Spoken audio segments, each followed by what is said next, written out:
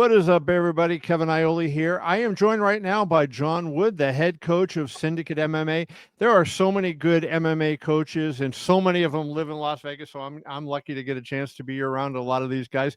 My first time getting a chance to interview Jon. Jon is the head coach for Merab Dvalishvili, the UFC bantamweight champion. Merab will defend his title for the first time against Umar Nurmagomedov at UFC 311 in Los Angeles on January 18th. Jon, welcome. I appreciate you joining me. Hey, man. Thanks for having me on. Appreciate it. Absolutely. I really handicapped. I usually pride myself on at least being able to pick the winners right. And man, did I handicap Merab versus Sean O'Malley wrong. I thought, you know what? No way you're going to win a world championship with pace, and Sean O'Malley's going to move and create all these angles and beat Merab. And that might have been my worst prediction of 2024, I think. To be fair, I think it was everybody's worst prediction. It was. That's always a funny one to me because when that fight got announced, Merab was the favorite. Everybody was kind of. I think it was leaning more towards Merab. And as it got closer and the hype train went, and the O'Malley hype train is real. That's a big thing. Not only a push from the UFC, but he's got the TikTok, his fans, his whole thing, his podcast. The dude's a star, so he carried some weight and carried some power, and he flipped that. And listen, I'll be honest, said it 2 weeks before the fight, after watching all the stuff and hearing everybody and going back to it, I'm like, oh my God, like, is Merab going to die in this fight? He's going to go out and just.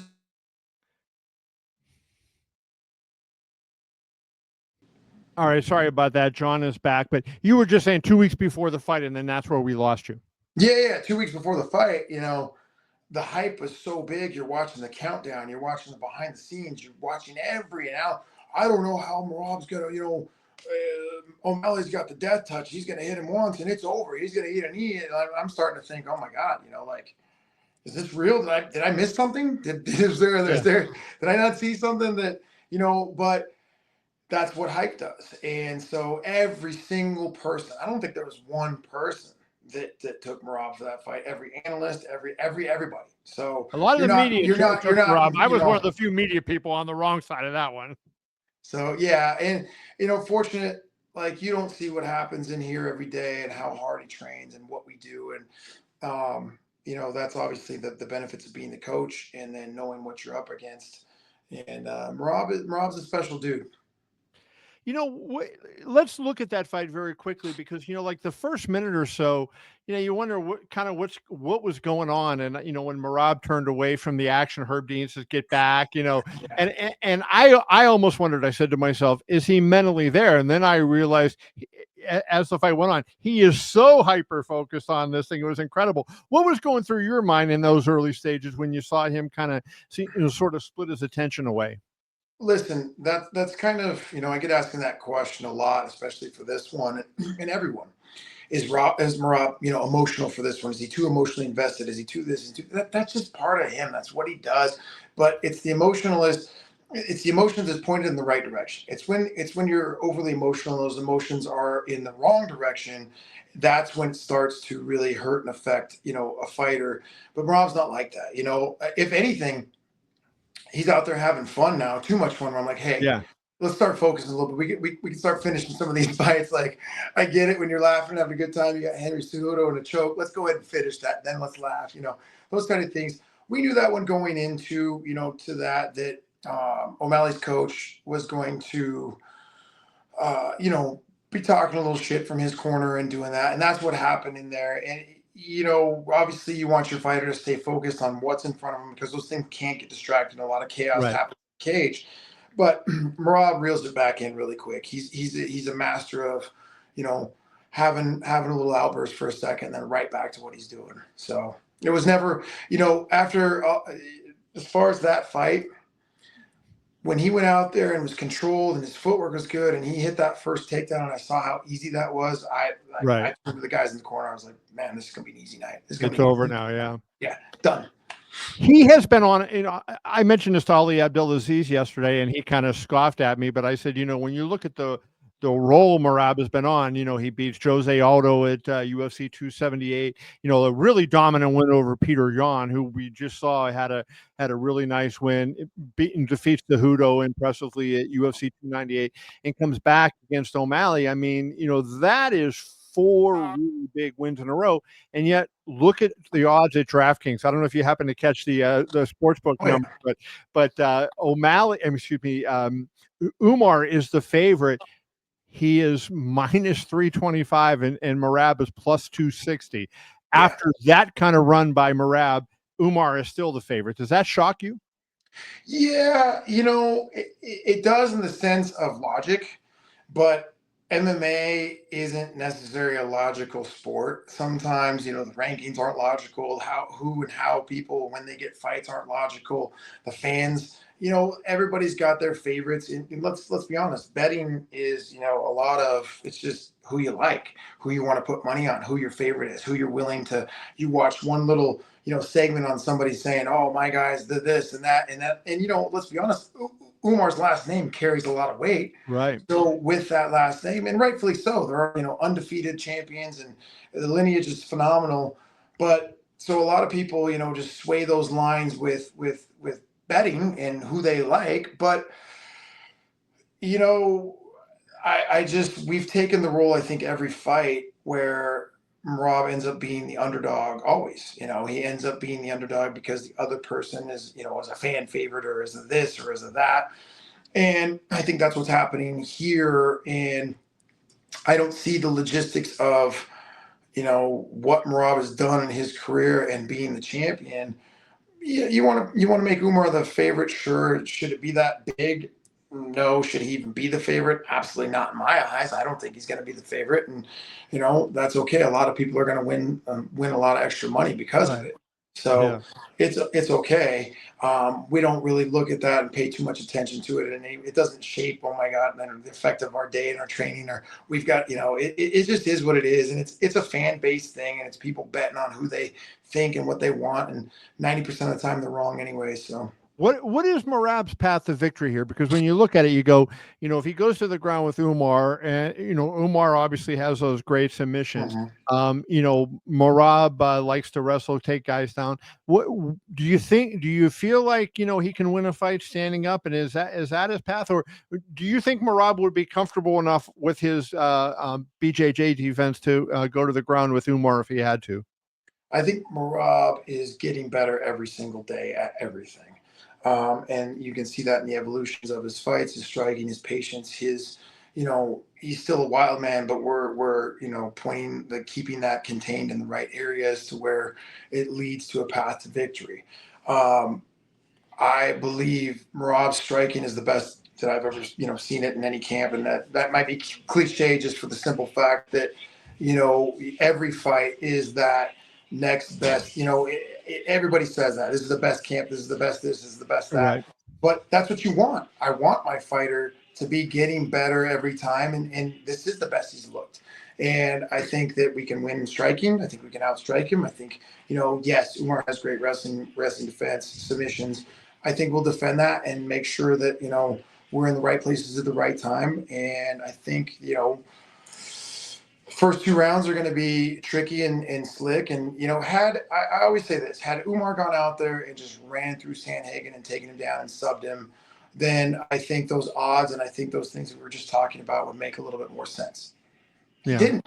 He never even got close. And I think we're in a better position than Sandhagen was. So I think there's plenty of paths to victory, and not taking away from anything from Umar. Is a great fighter, but people just do not understand what it's like to get in the cage with Merab. He is a different kind of animal, different kind of power, different kind of energy system, different kind of strength. And, we'll see how it goes on, next week. In September, I asked Ray Longo this question about, what do you see from guys when they roll with Merab, right? Because he has that unbelievable cardio, right? And, there's nobody that I can think of in any combat sport that has had the ability to go as hard for as long as Merab can go. Do you see guys wilt, like really elite professionals wilt when they're with Merab, because given the pace he pushes? It's insane. This has been the roughest camp for me with Merab because he's literally beating the shit out of me. We go and it's hard. It's hard. It's hard for me.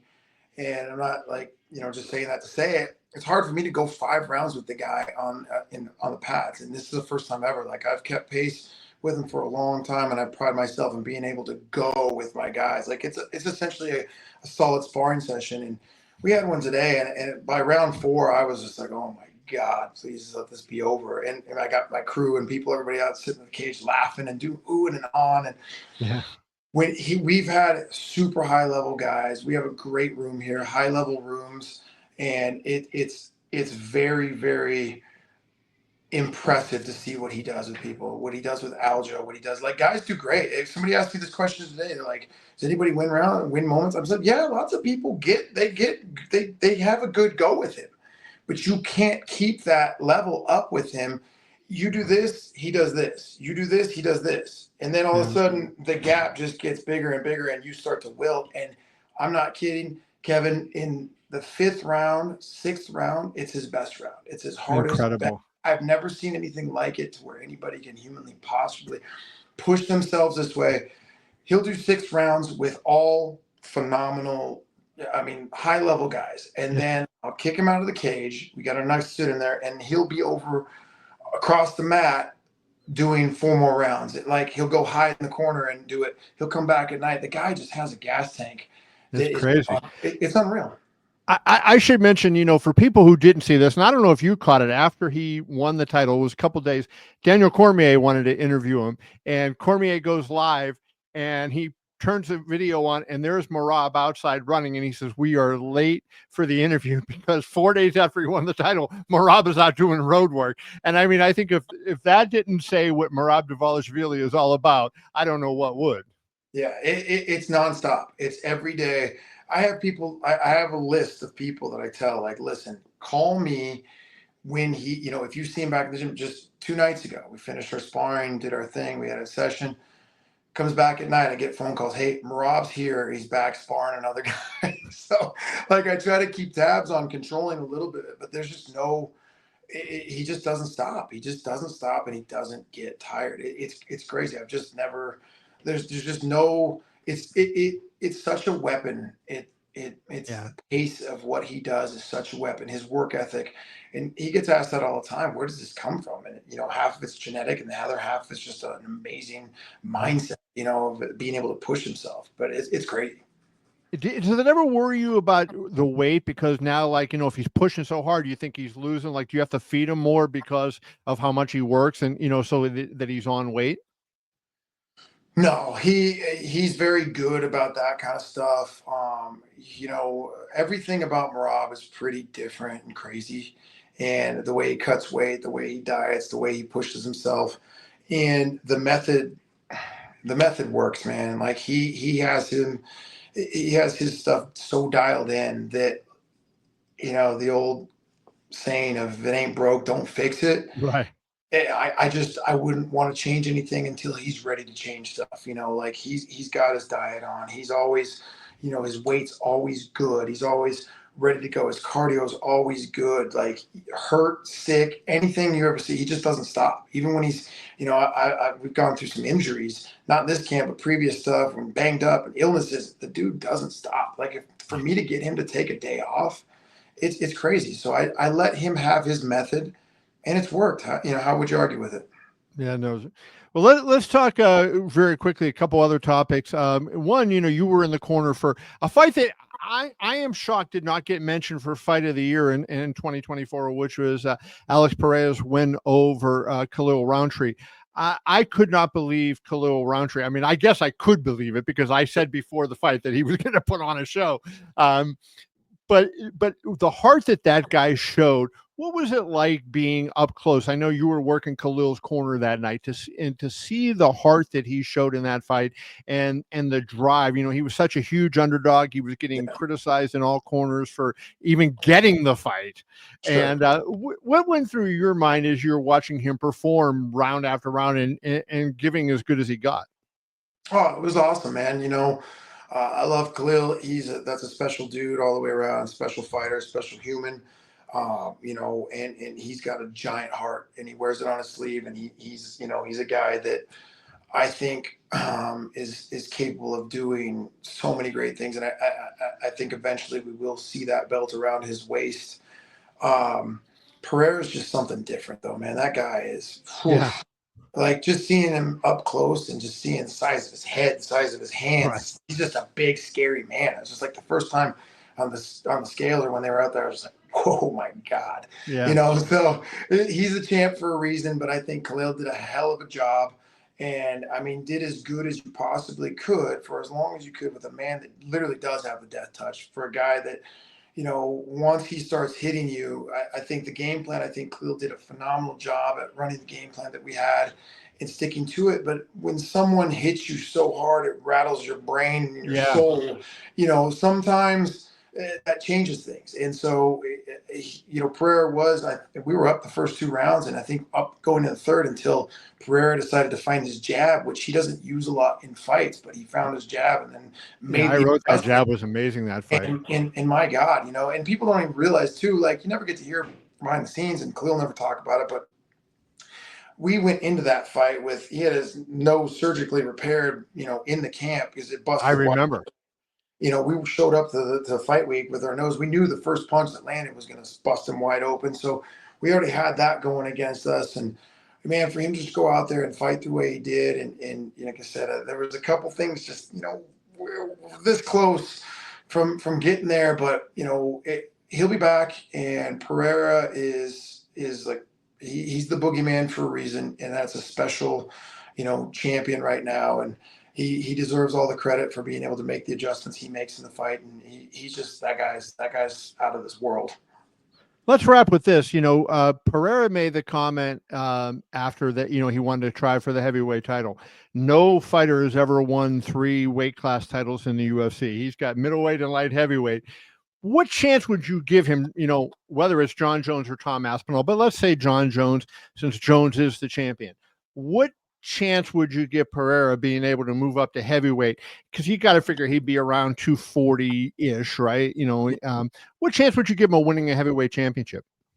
I honestly, not a good one against Jon Jones. Jon Jones is the heavyweight champion, and I think Jon Jones will remain the heavyweight champion until Jon Jones decides he doesn't want to be the heavyweight champion. And I don't think anybody's touching that. I think that is the smartest fighter that possibly there's ever been, you know, the most tactically smart, tactically efficient. Like, he's got a good chin, you know, great chin. He's never been rocked. He's never, I mean, we haven't seen Jon Jones really, except for maybe 2 fights, being put in too many bad positions. His IQ is so high that I don't think, you know, until something happens differently in his life, you know, as a fighter, and maybe he starts to lose his abilities, that dude is going to stay on top. He's another one. You know, I coached with Jon on the Ultimate Fighter season 17. I was an assistant coach for his team, and man, you want to talk about special? That guy can just do it all. And I just don't think, he just finds a way to win, and he knows how to win, and that's all he does. And Pereira it would be amazing to see those 2 go, but I think the wrestling and Jon's IQ, I just don't see Jon ever losing that belt. Yeah, he's a tough one. Well, it is going to be a fun show. UFC 311. Jon Wood is going to be center. He got his first UFC champion. Almost had a second one last year. Yeah, that would have been back-to-back months getting champions. That would have been something. We'll get there. Yeah, we'll get there. We wish you the best, my friend. Thank you for your time, and good luck. I'll see you in LA. Hey, thank you so much. Appreciate it. See you soon.